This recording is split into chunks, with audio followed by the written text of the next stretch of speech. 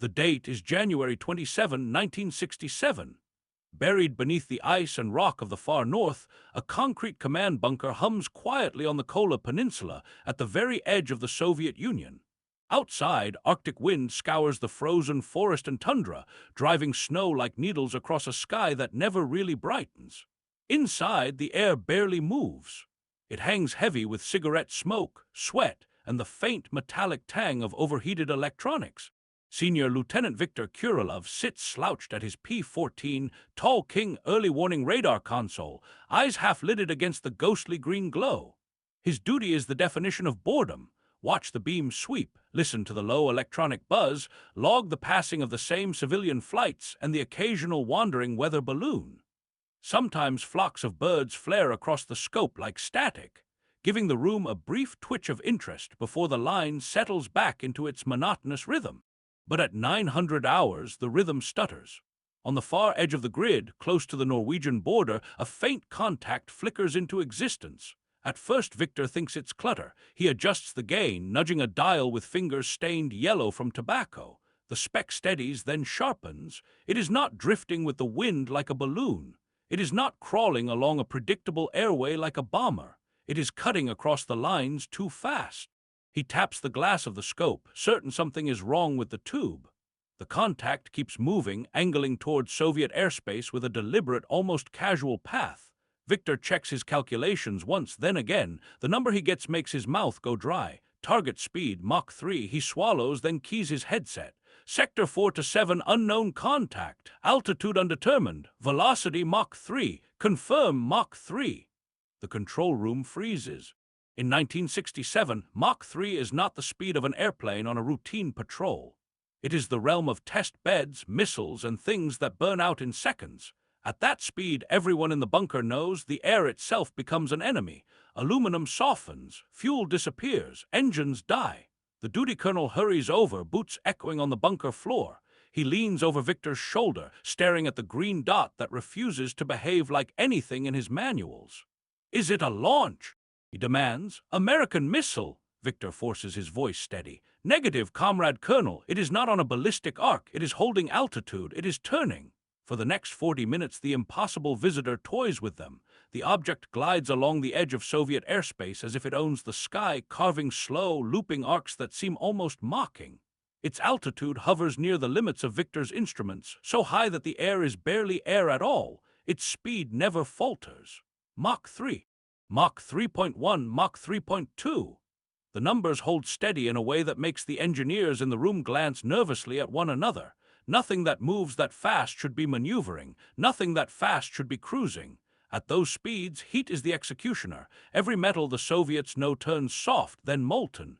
Turbine blades warp, fuel evaporates, yet the heat bloom on the radar isn't flaring wildly like a machine in distress. It's crisp, stable, efficient. The colonel finally snaps out of his silence and orders what protocol demands, even if everyone in the bunker knows it is hopeless. "Scramble interceptors."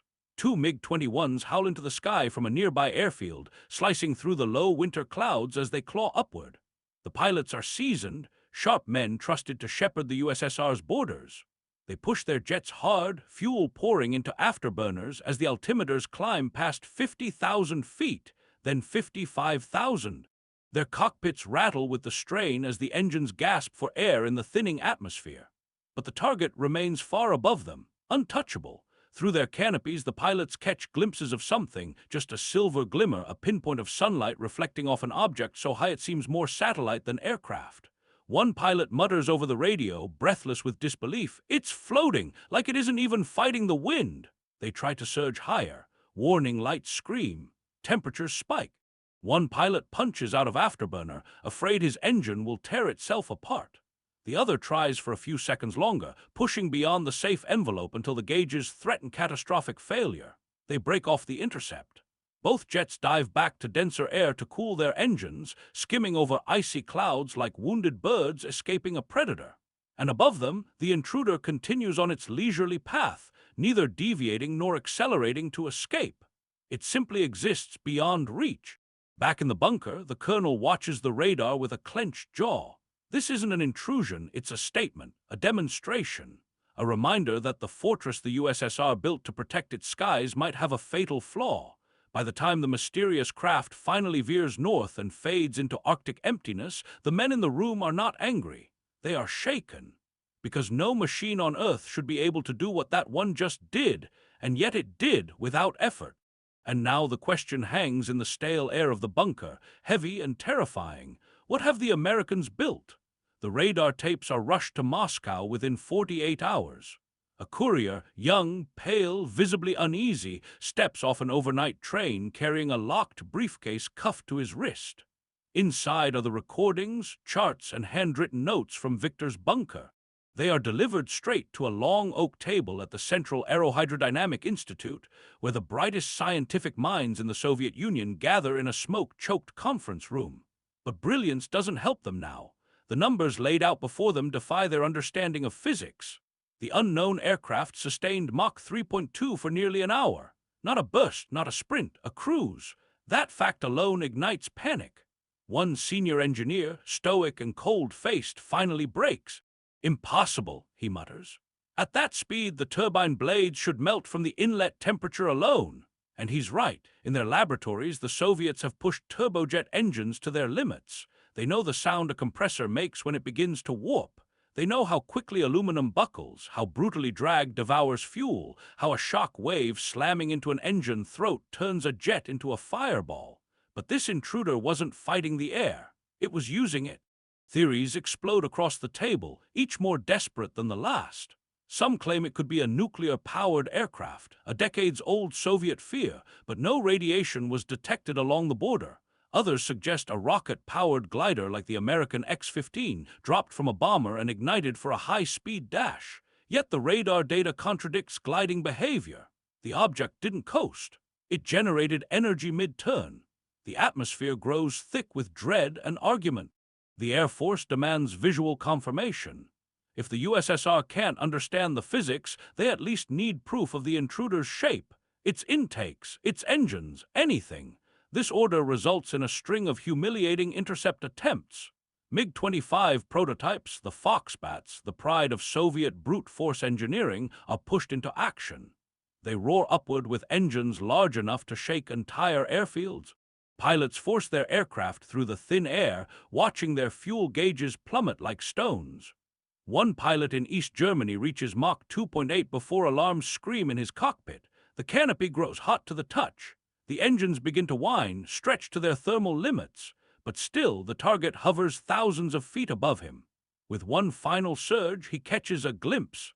A slender, dark arrow slicing across the sky with a smoothness that feels insulting. No plume of fire, no visible strain, just a shimmering distortion behind it like heat over desert sand. He pushes harder. The Foxbat shudders, warning lights bloom. He aborts, diving before his engines tear themselves apart. On the ground, mechanics discover the grim truth. The engines are ruined. Temperatures have warped internal components. The metal is cooked. That flight lasted minutes. The intruder flew faster and longer without a single cough of distress. The realization settles over Soviet leadership like a frost. They have encountered something operating beyond their altitude, beyond their speed, beyond their engineering. Something that should not exist. And still, no one can answer the question tearing through every combat division, every research lab, every intelligence office. What kind of engine survives a world that melts everything else? By the early 1970s, the Soviet hunt for answers reaches a desperate intensity. Reports from pilots, engineers, and border radar stations are stitched together into a mosaic of fear. The intruder, now strongly suspected to be an American reconnaissance aircraft, moves with a consistency and confidence that suggests it is not a prototype, but a fully operational machine. One that does not merely poke at Soviet defenses, but studies them. And Moscow needs a breakthrough. At a special closed session in 1972, senior officials from the Air Force, the PVO, the GRU, and leading propulsion scientists gather under harsh fluorescent lights. They have an urgent new document to dissect, Report 831, filed by a Foxbat pilot deployed to Egypt. This pilot had been vectored toward a high-speed target over the Sinai Peninsula.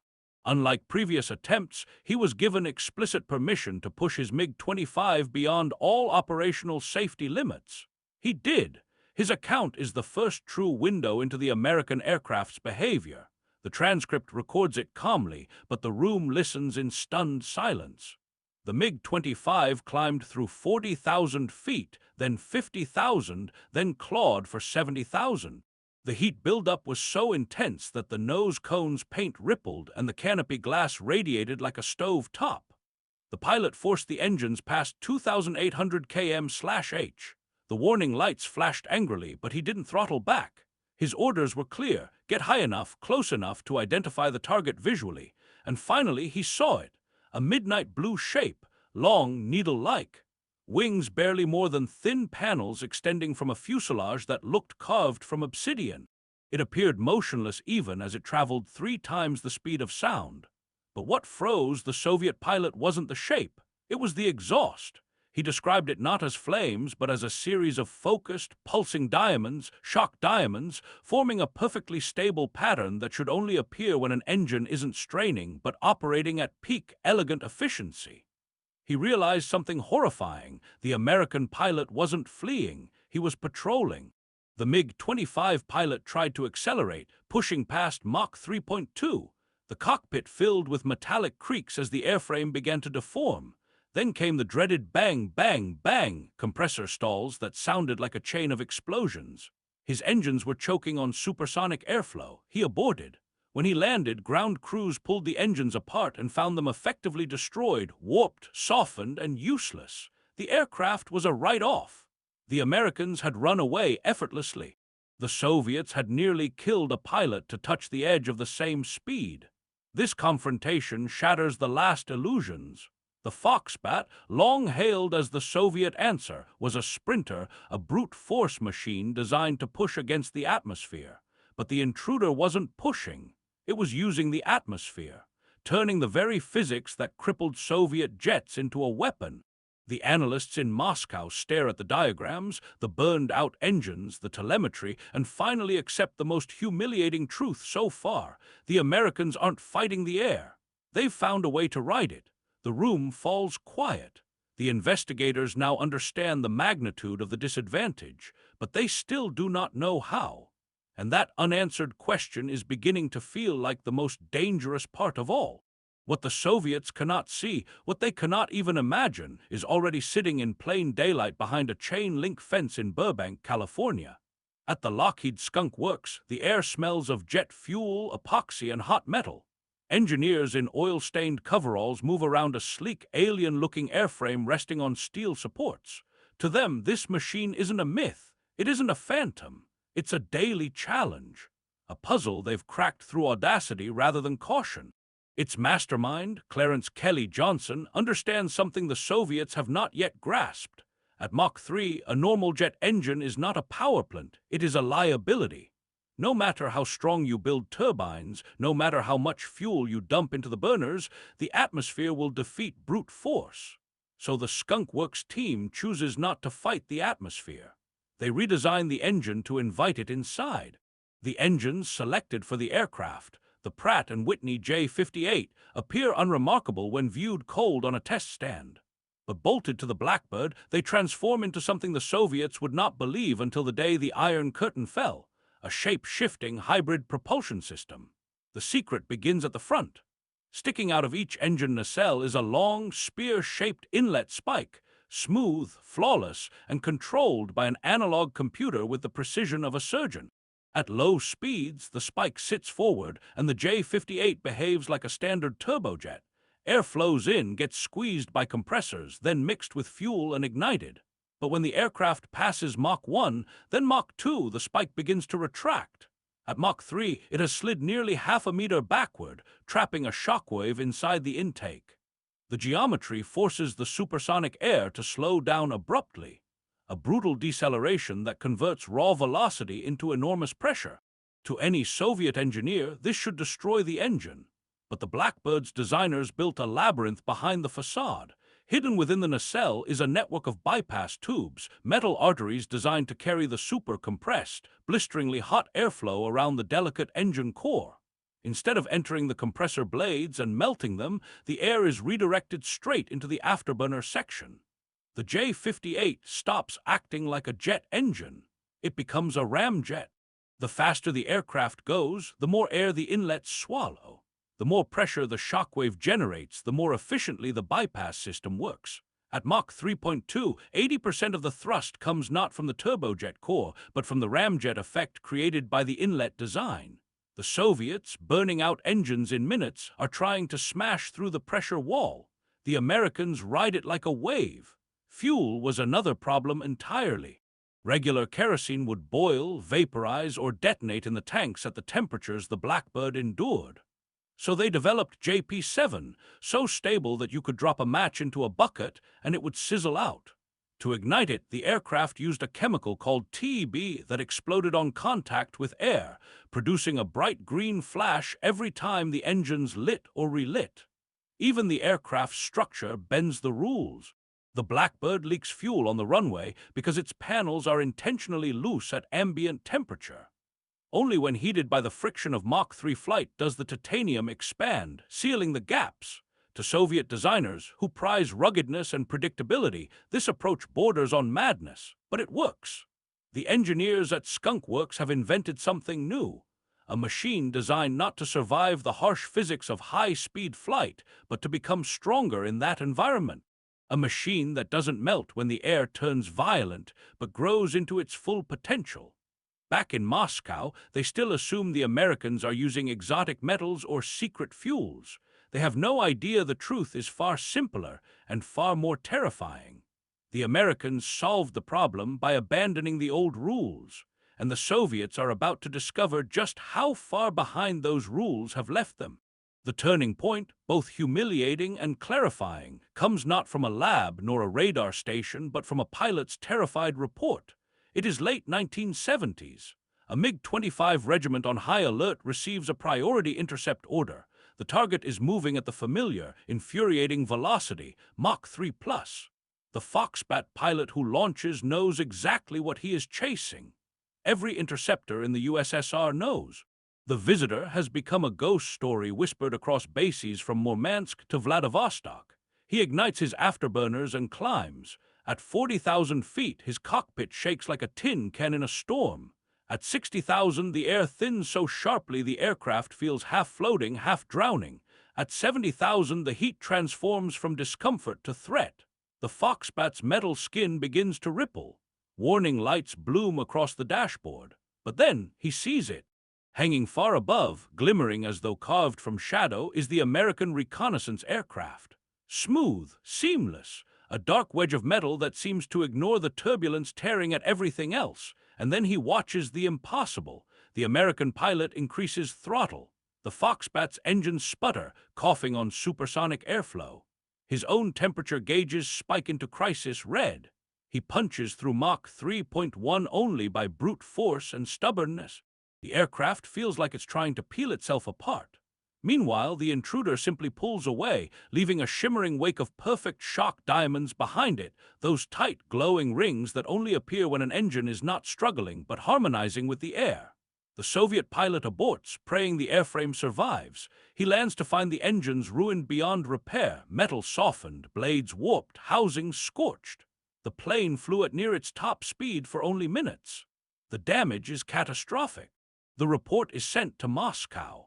It is the final confirmation the USSR never wanted.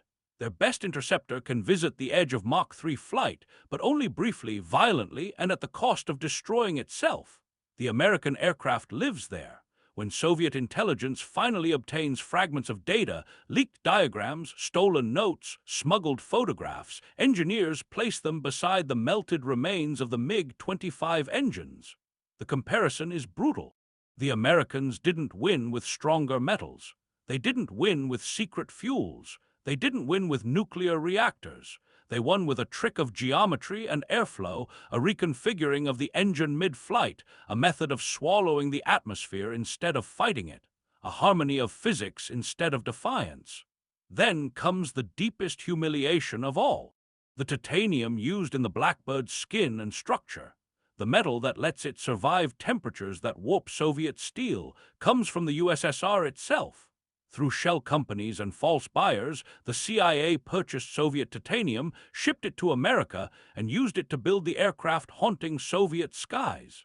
The Kremlin sits in stunned silence when the truth becomes undeniable. They armed their enemy with the very metal shielding it from their reach. By the 1980s, the USSR has deployed thousands of long-range missiles, hundreds of MiG-25s and MiG-31s, and a vast early warning network. It costs billions. The Americans built 32 aircraft. 4,000 missiles are fired at the Blackbird across decades, from North Vietnam, Libya, North Korea, and the USSR's border defenses. None hit, not one. In the end, it isn't Soviet weapons that end the reign of the American Phantom. It's politics, budget cuts, and satellites. The machine that terrified the Soviet Union never fell to enemy fire. It simply retired. Today, the remaining aircraft sit silent in museums. They no longer leak fuel. Their titanium no longer glows hot, but walk up to the vast engine inlets, those hollow throats lined with genius, and you're staring at the reason a superpower lost sleep for 25 years. The Soviets kept searching for a weapon to kill the impossible machine. They never realized the machine was fueled not just by chemistry or metal, but by an idea. When the laws of physics block the road ahead, don't fight them.